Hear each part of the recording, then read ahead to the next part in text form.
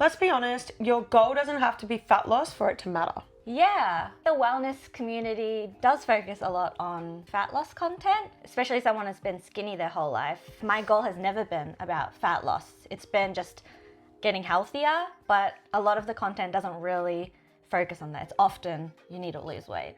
I feel like whenever I say I'm working on this or I'm working on that, or people see me eating certain things, being like, actually, I want a bit more protein in my meal or whatever, someone always to this day has a comment to make about it. Like, oh, you're so skinny though, you don't need to lose weight.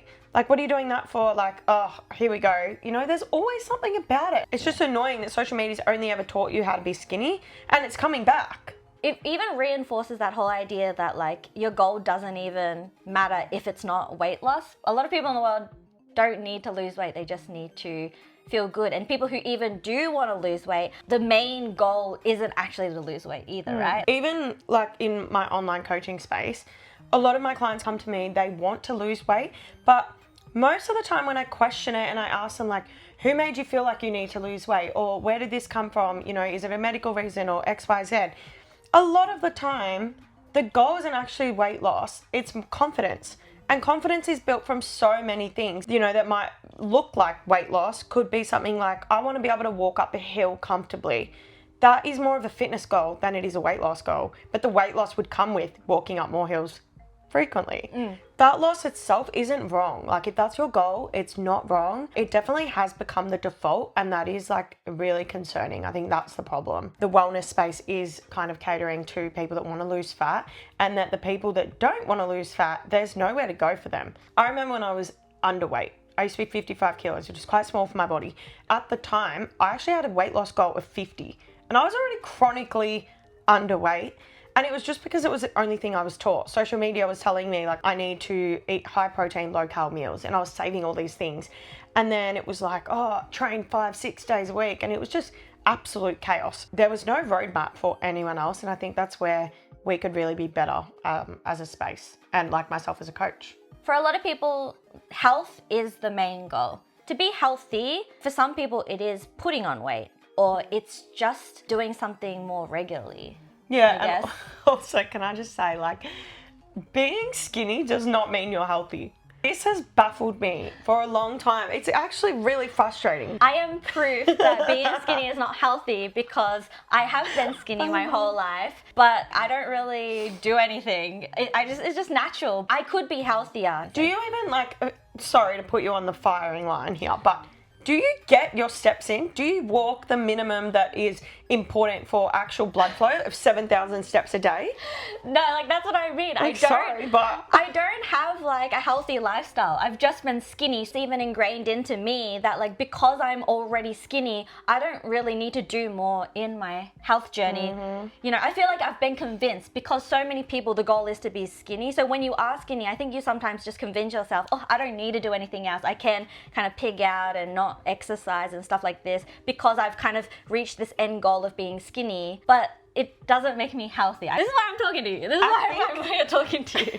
I think we all have health goals, and it's okay to not want to lose weight. I know you mentioned off camera that your goal is hormonal regulation. Yeah. And the reason that you want to do that is, and you want to work on like cycle syncing and things like that, is because of your skin, right? Yeah. You then came to me, you've been staying with me for like a week.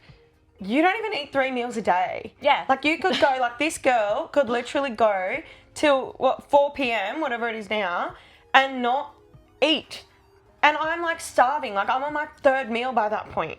And we are both skinny girls. So just be like wary of what content you're consuming, because it's confusing the hell out of you. On that note, I actually did look into like, I don't know, research or evidence, but I just wanted to like go over them with you for more context from your side. So can I just read? I'm just going to read out some lines and you just tell me what you think. So the first one says, undereating and over-exercising can disrupt your cycle and spike cortisol.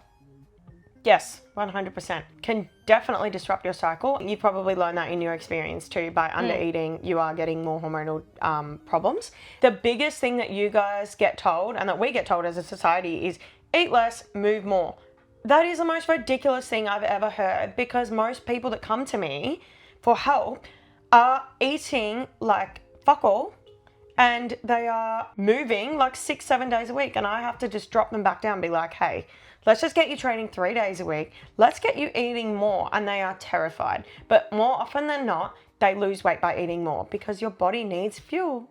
So yes, absolutely correct. Okay, next one is muscle mass is one of the strongest predictors of long-term health. Yes, facts. Yeah, no, definitely. It is like the standard for women is 2 strength training days per week.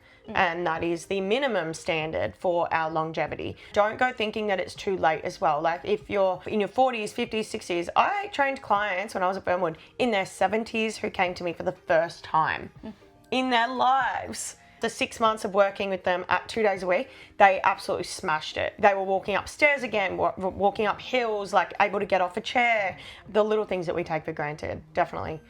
Mass. Noted. Okay, next one. Exercise reduces anxiety and depression regardless of any change in body composition. Yeah, no, love that. Definitely true. I think that it goes around in circles. Like, people don't realize that you don't necessarily have to, like, love it. Like, you do have to enjoy it, but it can come with a little bit of toughness and a little bit of grit, right? Because I go to the gym, and the gym isn't like the best place for me to be when I'm like miserable. I prefer a run, right? But I go to the gym because of how it makes me feel, because after I just feel like I'm on top of the world and I'm so damn confident. And then as a result, I'm confident. So I'm at home and I'm going, oh my God, I feel so good. Because I feel good, I go back to the gym. And then the cycle repeats itself. So I think that if people can find something that they enjoy that makes them feel really good in terms of movement, then absolutely, like, it is going to, one, be more sustainable, but also it is going to improve your mental health. And as a result, over time, your results are going to actually show up, like your physique and everything like that will follow. Having good mental health is just going to make you feel better about yourself anyway. Yeah, the results compound. Like, it just spins around in a cycle. I think people think that their mental health is deteriorating and they work on things for themselves as mental health, but they don't realize that if they work on their physical health, their mental health will improve. And if you work on your mental health, your physical health will improve as well. So, yeah. So we agree that fat loss doesn't have to be the only thing that matters, but how do you figure out what works best for you? Yeah, and whether fat loss is the right goal for you. Yeah. Cool. So 2 steps for this. 1, I would write down your goal on paper. So write it down, and next, write down who made you think that that was your goal. Was it you? Was it your mum? Was it your partner? Was it your mother-in-law? Was it social media?